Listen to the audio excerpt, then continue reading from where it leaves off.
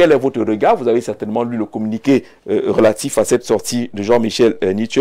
L'Alliance pour le changement devrait rester debout. Maurice Kamto, qui était le candidat de l'APC, a été recalé. Quel est le regard que vous portez sur cette sortie de l'APC, professeur?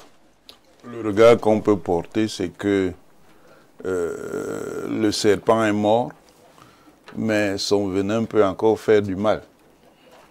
Décidément, on est dans la jungle aujourd'hui. Le serpent est mort et son venin pourrait encore faire du mal. Peut encore faire du mal, oui. Et veut encore faire du mal.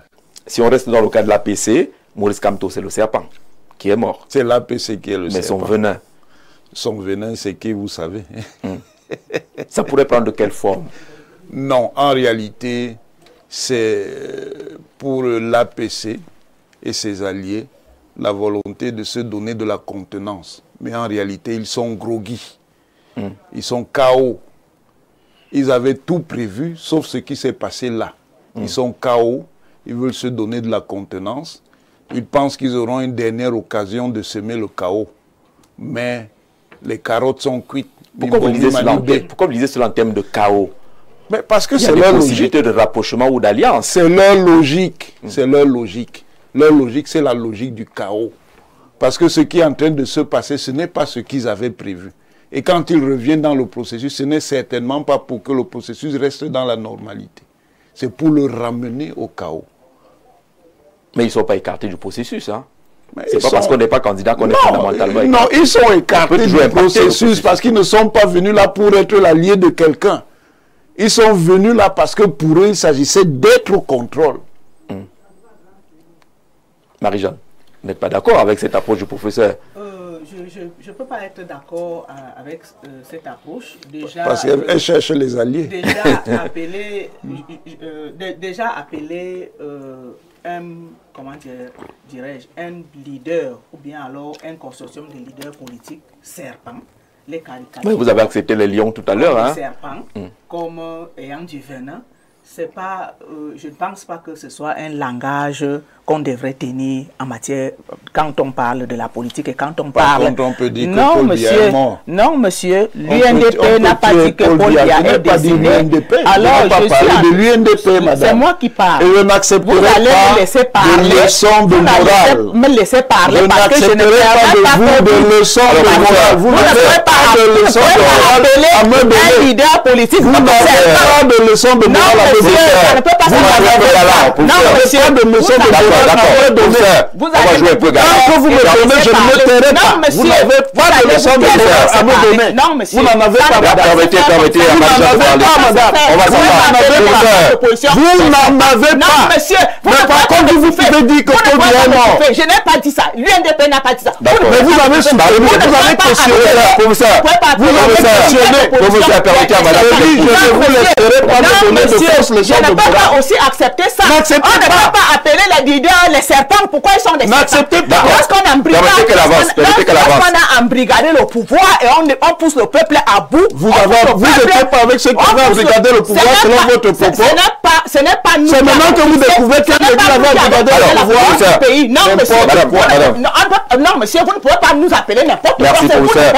Ça ne peut pas donner comme ça. Jouez un peu dans la galanterie, merci. Vous ne pouvez pas embrigader le pouvoir, empêcher que les gens... Vous étiez où, madame? L'UNDP. Non, monsieur. Ce n'est pas l'UNDP qui... Où était l'UNDP? S'il vous plaît, permettez qu'on avance. Professeur, c'est pas la politique du pays. Ne fixons pas la politique du pays. Il faut être sérieux, madame. Vous ne pouvez pas m'intimider. Vous ne pouvez pas m'interdire de parler. De m'intimider. Non, monsieur. Subitement, l'UNDP ne fixe pas la politique du pays. Vous ne pouvez pas appeler les autres les serpents. Alors que c'est vous qui poussez les gens à bout. C'est vous qui poussez les gens à bout. Qui pousse les gens à bout? C'est vous. L'autre jour, j'ai parlé à Douala. Il y a fait 6 ans. J'ai fait 6 ans de temps à aider à Yaoundé. Vous pensez que ça plaît aux Camerounais? Vous voulez interdire aux Camerounais d'exprimer leur opinion? C'est maintenant que vous découvrez ça. Nous devons exprimer notre opinion. Et vous ne pouvez pas exprimer votre opinion. Non, vous avez parlé. Elle vous a pas interrompu. D'accord, mais vous n'avez pas interrompu. Je ne prends pas votre devant. Vous ne pouvez pas appeler les autres les serpents. Je les appelle. Alors sortons la jungle, s'il vous plaît. Sortons la jungle. Sortons le débat. Madame Abega, Prenez votre temps de parole. Allez-y, oui. professeur, permettez à Mme Dega de s'exprimer. Je peux dire que les autres sont des serpents et qu'ils ont donné. Ils sont des serpents. Monsieur, ils doivent exprimer leur opinion. Ils sont des serpents. Un leader politique doit exprimer son opinion. Même si une candidature a été rejetée, cela ne veut pas dire que... Il reste encore acteur. Cela ne veut pas dire que celui-là n'est pas un acteur politique. Oui. Il est un acteur politique et il peut intervenir dans le processus, même dans le processus. Vous avez dit qu'il a monté son dossier. D'accord. Il peut intervenir que je lis le communiqué rapidement de l'APC, pour qu'on se calme un peu. Vous avez dit qu'il a déclaration au sujet de la forfaiture historique du 5 août 2025 au Conseil constitutionnel et à la suite de l'élection présidentielle du 12 octobre prochain. Alors, le 5 août 2025, les membres du Conseil constitutionnel ont trahi la confiance du peuple camerounais. Ils ont, à la demande et en coaction avec le RDPC, le ministre de l'administration territoriale, l'organe électoral et l'ECAM, et le Conseil constitutionnel exclu arbitrairement de l'élection présidentielle du 12 octobre 2025, le candidat présenté par le Manidem, soutenu par l'APC, le candidat du peuple, professeur Maurice Kamto, qui, comme vous le savez tous, suscite une véritable frayeur chez Biya et son clan. L'APC constate, pour le déplorer, cette injustice flagrante commise sous le regard ahuri de l'opinion nationale. À la suite du professeur Maurice Kamto, l'APC appelle le peuple du changement à rester debout, à ne pas se décourager devant cette forfaiture. L'APC demeure convaincu que le changement par l'alternance démocratique reste l'option la plus à même d'épargner à notre peuple le pire à la réalisation duquel certains s'attellent au vu et au su de tous. Pour la suite de l'élection présidentielle du 12 octobre prochain, l'APC fera connaître sa position en temps opportun. Ni l'APC ni le professeur Maurice Kamto n'ont engagé des discussions ou négociations avec aucun des candidats retenus par le système pour l'élection présidentielle en question. Toute information contraire n'est que ruse et manipulation fait à Yaoundé le 14 août 2025 pour l'APC, le coordinateur national, honorable Jean-Michel Nicho. Voilà la position de l'APC concernant justement cette élection. Il appelle le peuple du changement à rester debout et dit que l'APC, ni Maurice Kamto, il n'y a pas encore de consignes précises observées de ce côté-là, y compris avec l'UNDP. Pourtant, en assemblée, il dit qu'il y avait un rapprochement. Oui, justement, je vais répondre à votre question. L'UNDP reste ouverte à tous ceux qui tendent la main ou bien à tous ceux qui veulent venir à l'UNDP. Le leader de l'UNDP, je vais parler du président Bello, a rencontré beaucoup de leaders et il fait des consultations, il reçoit les leaders politiques, il va vers des leaders politiques, il reçoit certains et il reçoit en même temps la société civile. Il n'est pas fermé à une coalition, mais lui attribuer déjà ce qui circule sur les réseaux sociaux, ce n'est pas à l'ordre du jour à l'UNDP. C'est le troisième point de notre programme ce soir, mais ce matin, Abel Libi-Lobin, l'APC appelle le peuple du changement à rester debout. Quel est votre regard? Vous avez lu le communiqué certainement. C'est qui? C'est ça? C'est qui l'APC? Vous savez quelque chose de ça? Un groupe, une alliance. Quels sont ceux qui constituent ce groupe-là? C'est qui? Du moins, le porte-étendard, c'est Jean-Michel. Donc, quelqu'un est porte-étendard et on ne sait pas qui a l'étendard, c'est qui? Il forme un groupe tout seul. Non, je veux dire à tous les militants qui sont dans la lutte, les militants du SDF, les militants de l'UDC, les UPCistes, les UPCistes bons jus, pas ceux qui se baladent à gauche, à droite, qui montent, qui descendent, qui sont à ceci ou cela aujourd'hui. Je veux dire à tous les autres Camerounais qui aspirent au changement et qui travaillent pour le changement que l'une des choses qui nuit à l'efficacité de la lutte, ce sont les nébuleuses. Vous avez dit que l'APC est une nébuleuse? C'est une nébuleuse dont personne ne sait exactement de qui elle est constituée.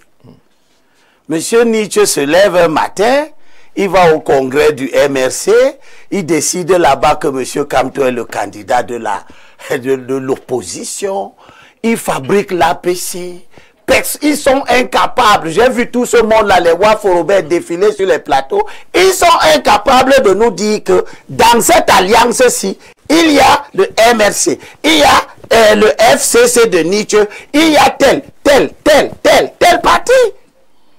Un individu s'assoit, il commence à dire, l'APC a dit que le peuple du changement, tout le monde parle du peuple. Eh bien, j'ai gardé aux vrais opposants.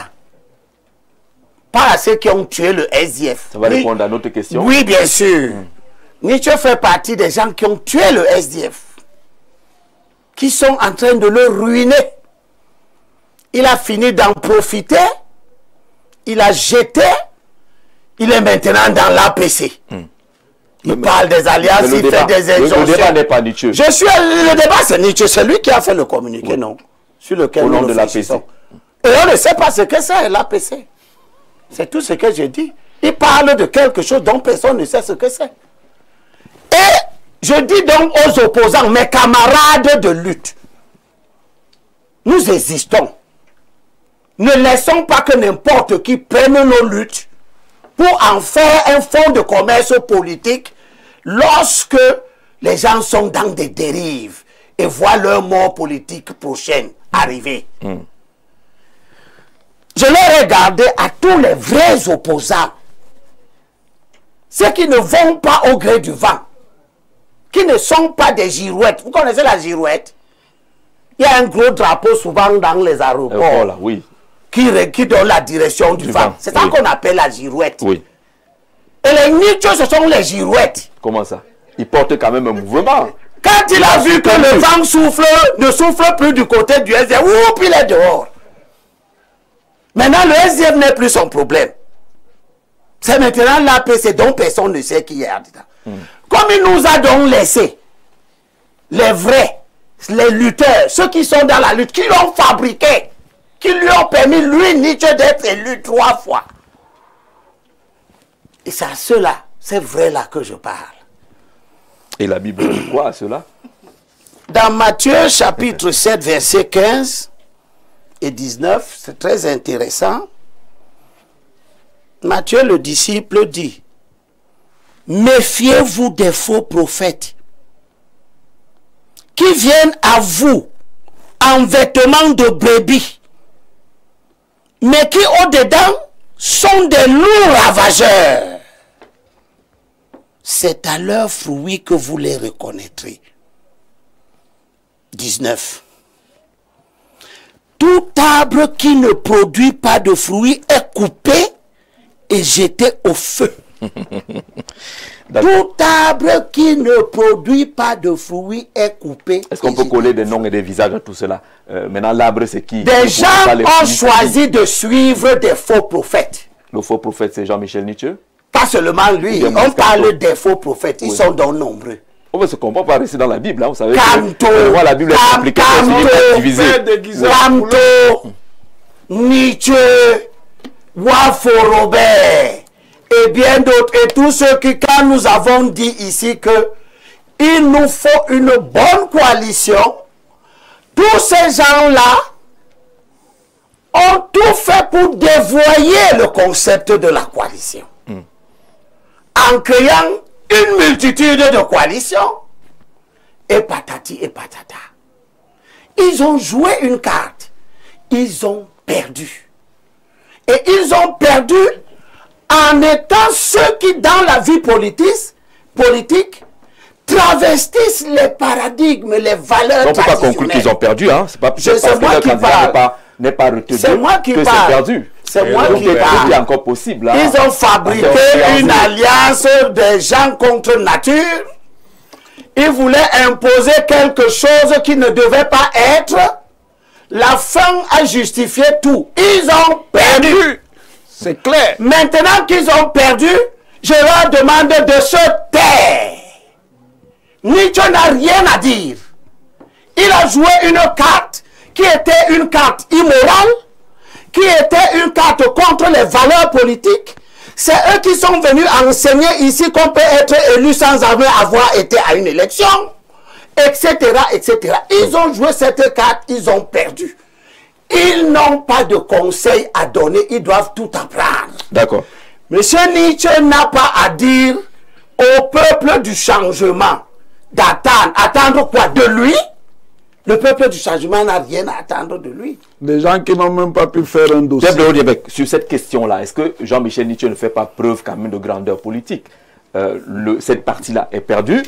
Ils ont peut-être échoué parce que leur candidat n'a pas été retenu. Mais il vous dit que la bataille ne s'arrête pas là. Le peuple du changement doit rester debout et qu'ils vont se prononcer le moment venu. Est-ce que ce n'est pas politiquement à saluer? Alors, je lis quelque part, l'APC demeure convaincu que le changement par l'alternance démocratique reste l'option la plus à même d'épargner à notre pays le pire. Ça, c'est une grandeur politique. C'est à saluer. Et donc, pour arriver à cette alternance politique, je suis encore tout à fait séduit par le jeu caché. Parce que je suis sûr que le RDPC s'attend à ce qu'on lui dise que le professeur Maurice Kamto va donner telle consigne. Comme ça, avant même l'élection, on aura trouvé quelque chose à faire à ce candidat-là. C'est-à-dire que les 11 autres, il y a un seul qui est sûr, mis à part la nature, qui est sûr d'arriver candidat à l'élection du 12 octobre. Il y a un seul. Les autres personnes étaient sûres. Pourquoi? Qu'est-ce qui empêcherait? Oh ben, je dis qu'ils ont plus d'un tour dans leur poche. La procédure, monsieur. Là, ils ont plus d'un tour dans leur poche. De la stratégie. Donc, c'est de bonne guerre que l'honorable Nietzsche, dans sa lettre, fasse du clair-obscur. Il montre en cachant ce qui est. Tout à fait, si on le lit entre les lignes, il dit bien que, moi je préfère m'arrêter au professeur Maurice Kamto, donnera des consignes particulières. Le moment n'est pas encore venu. Donc ça dit qu'il y a une ouverture. Je ne peux pas m'imaginer que le professeur Kamto laisse aller son électorat à volo. Non. C'est un mauvais leader. Non, je ne peux pas imaginer cela.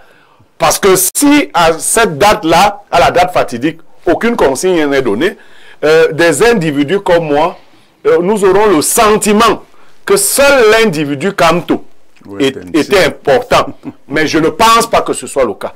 Je pense que les entraves qui ont été mises sur son chemin, ne peuvent lui donner toute la valeur à laquelle il doit aspirer, que si maintenant, lui-même, aide quelqu'un d'autre à porter le flambeau qu'il n'a pas pu porter.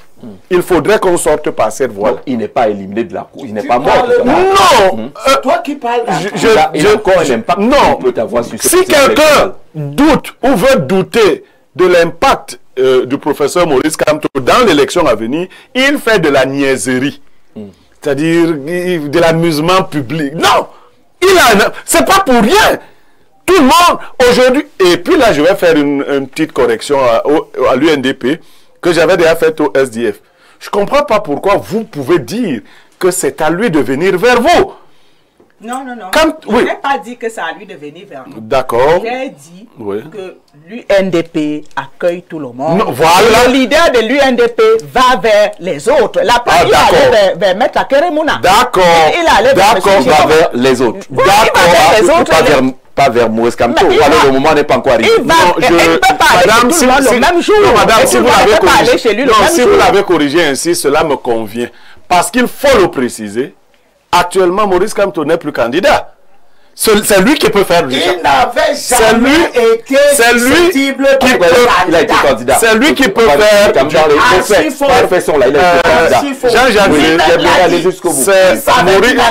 Maurice Kamto qui peut faire du chantage aux autres candidats. Ah bon? Oui, c'est-à-dire que... Sur la base de quoi? Non, sur la base de son capital électoral. Il n'a aucun... Non, est-ce que c'est chiffrable son capital électoral par rapport à l'UNDP par exemple?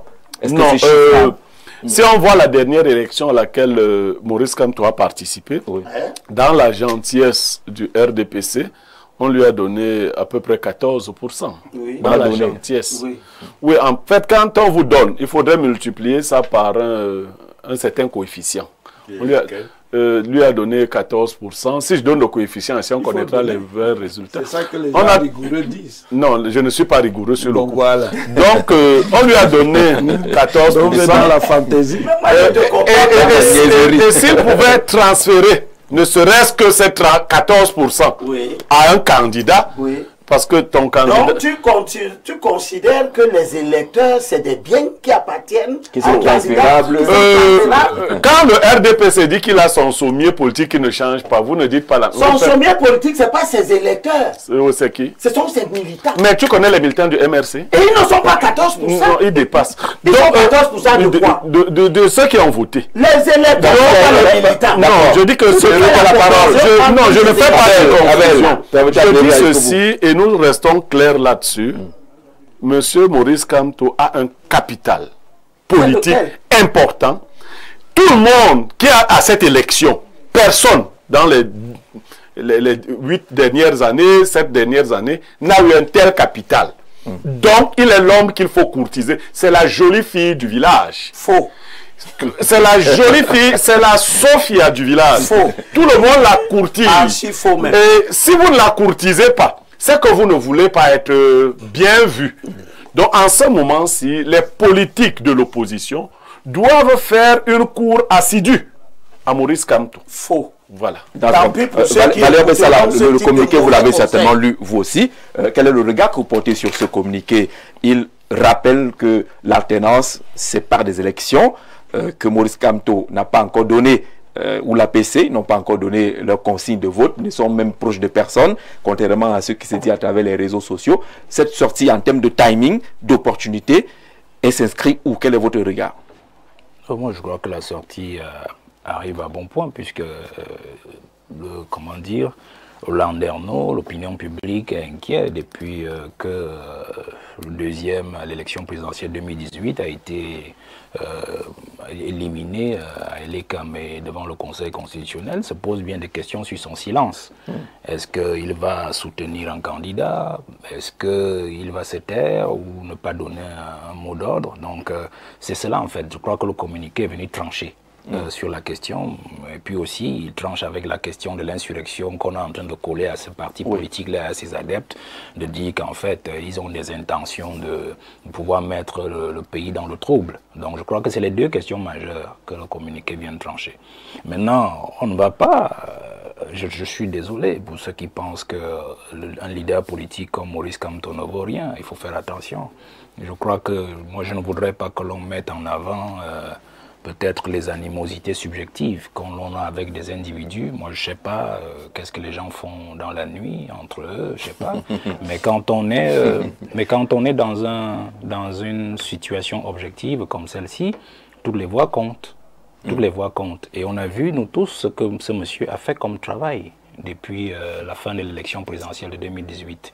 Moi, je dis toujours, je ne cherche pas à savoir peut-être des confusions, peut-être qu'il s'est mélangé des pédales, mais même en se mélangeant des pédales, il a participé à réveiller ce peuple qui dort depuis, du moins une bonne partie de ce peuple.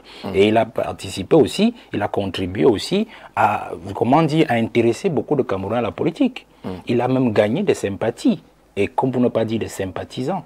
Donc, même si c'est une seule personne qui le suit, et qui donne le mot d'ordre, c'est toujours un plus en politique. Parce qu'en fait, l'élection, qu'elle soit présidentielle, qu'elle soit municipale ou législative, c'est une addition de voix, c'est-à-dire 1 plus 1 plus 1 jusqu'à l'infini du sommier de l'ECAM, et on trouve la victoire. Donc, dire que Maurice Kamto ne pèse pas, je ne pense pas que vous êtes d'accord que Maurice Kamto garde un impact certain dans le processus électoral. D'ailleurs, M. Jean-Jacques Zé, je crois que s'il ne valait rien, on l'aurait laissé passer tranquillement à l'élection présidentielle, du moins devant l'ECAM et devant le Conseil constitutionnel. On le laissait passer les gens là-bas. Mais bien sûr. Est-ce qu'on laissait passer on laissait passer sa candidature. C'est-à-dire qu'on ne serait pas entré, on ne serait pas passé... On laissait passer. Oui, on ne serait pas conforme, mais c'est le dossier qui est conforme, alors on laissait passer. On on ne se serait pas livré là-bas des conjectures, des analyses politiques ou juridiques, ainsi de suite. Donc, on a tous vu ce qui s'est passé. C'était vraiment une véritable boucherie, une sauvagerie politico-juridique devant. Et donc, vous n'êtes pas d'accord avec Libby Lobe qui semble minimiser? Non, je ne suis pas venu ici pour être d'accord avec quelqu'un dans sa subjectivité ou dans son objectivité. Ça ne m'intéresse pas. Je dis simplement que nous sommes sur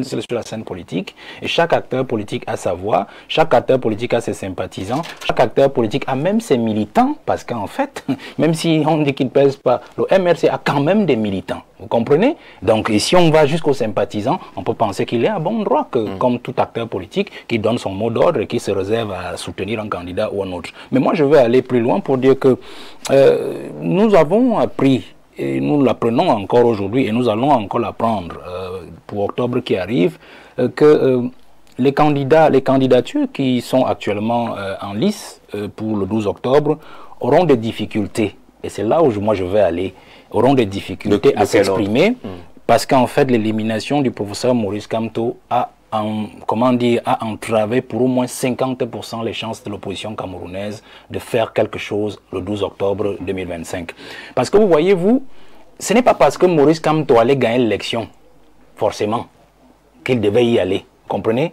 Mais il devait y aller du fait de la ferveur, de cette force qu'il a drainée pendant près de 6 ans, de 2019 jusqu'à aujourd'hui, sur la scène publique, dans nos milieux sociaux, dans les milieux politiques. Il devait y aller afin de toujours garder ce rythme-là, cet éveil-là, toujours haut, pour qu'au moins le peuple camerounais puisse toujours sentir que l'élection présidentielle vaut quelque chose dans ce pays. Il a donc fallu que le camp d'en face comprenne cela plus que nous autres et l'éteigne définitivement avec son appareil et tous ces postulats. Donc, comment est-ce que l'UNDP accueille ce genre de discours qui semble dire que vraiment sans Maurice Kamto, il y a 50% de Sissi qui ne sera pas là. Je vais